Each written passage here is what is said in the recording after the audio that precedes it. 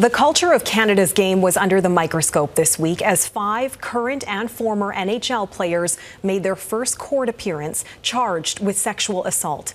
None of the allegations have been proven in court. They all played for Canada's national junior team in 2018. 4 years later, Hockey Canada admitted to paying out their accuser in a civil case. And after that news surfaced, the organization has been undergoing major changes, among them bringing in a new president and CEO, Katherine Henderson. And Katherine, thanks very much for doing this and being here. Yeah, no, thank you for having me. So you have been on the job for just over 5 months now. What are the most important changes you feel have been undertaken to improve the culture within Hockey Canada? Okay, well, I will give some credit to Hugh Fraser and the transition board that began before me. They were charged with hiring a CEO and making sure that the governance model around Hockey Canada has been significantly improved. And I think we have met sort of the quality standards that's laid out by Mr. Justice Cromwell. So a lot of that has happened. There has been an extensive investment in training. We are a signatory of the Office of the Sport Integrity Commissioner. So we are providing both independent review of places and a space where people can come with their complaints and receive remedy for that, as well as we are very compliant with the Universal Code of Conduct to prevent maltreatment in sport. So having said all of that, do you think families and the public should have confidence that Hockey Canada is providing a safe and inclusive space for everyone?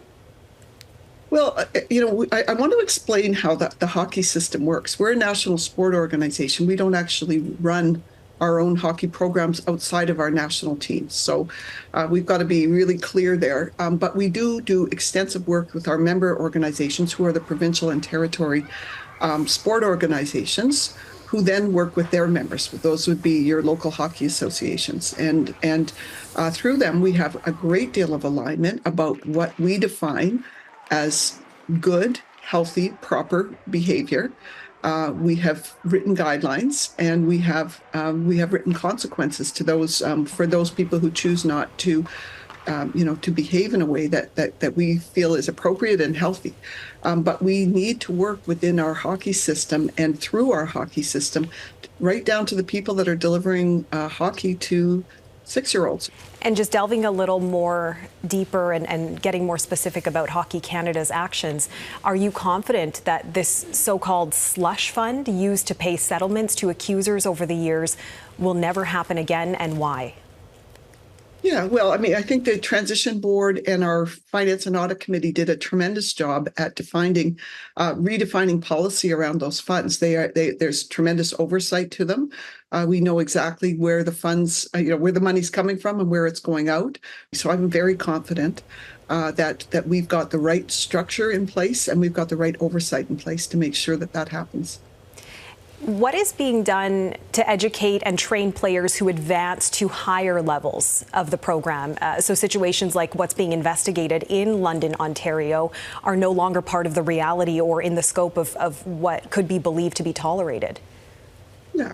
So, I will say that we have a very extensive and very lengthy and very thorough education program. We have training on all, in all kinds of areas about, discrimination, harassment, abuse, consent, that we make sure that all of the hockey players who are coming from other organizations into a Hockey Canada environment, which tends to be our national teams, are thoroughly trained, and that we have people around them supporting and teaching and monitoring and making sure that those policies are being followed.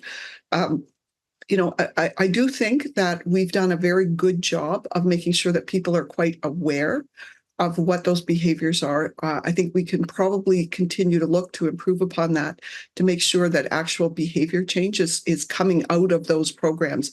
And that's probably the impact piece that we haven't been able to measure as yet, but it is certainly an intent, and it's certainly a place that we are going to be investing in heavily over the next little while. And Katherine, can you clarify why all members of the 2018 junior team, including those not accused, are being prohibited from representing the country internationally? Yeah, well, we have our own adjudicated process, which explores which explores sort of the entirety of the incident. And a criminal investigation is a little bit different from that.